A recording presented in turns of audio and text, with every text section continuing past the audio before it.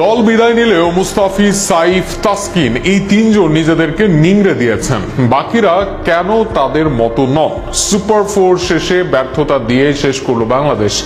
এই এশিয়া কাপে বাংলাদেশের প্রাপ্তির জায়গা থাকবেন সাইফ, মুস্তাফিজ, তাসকিন, রিশাদরা, কিন্তু বাকিরা নিদারুণ হতাশই করেছেন।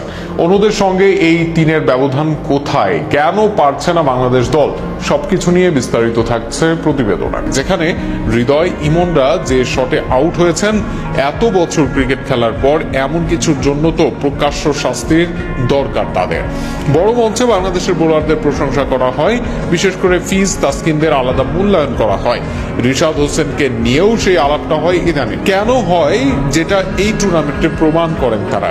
লঙ্কান সমর্থকরাও বলেন এক ফিজেই শ্রীলঙ্কার সঙ্গে ব্যবধান হয়ে গিয়েছিল, তা অন্যরা সেই প্রশংসা আদায় করতে পারেন না।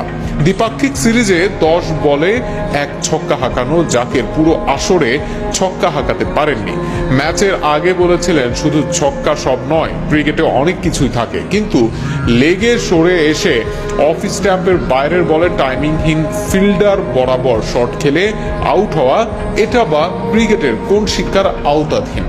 প্রায় এক যুগ হয়েছে সোহানের জাতীয় দলের অভিষেক, তিনিও বা কবে খেলা শিখবেন? তামিম, ইমনের পার্টনারশিপ নিয়ে অনেক আলাপ, অনেকে তাদের তুলনা দিয়েছিলেন বিশ্ব সেরা জুটির সঙ্গে। ভালো অ্যাটাকের সামনে তাদের কার্যকারিতা যে শূন্য, সেটারই দিলেন প্রমাণ।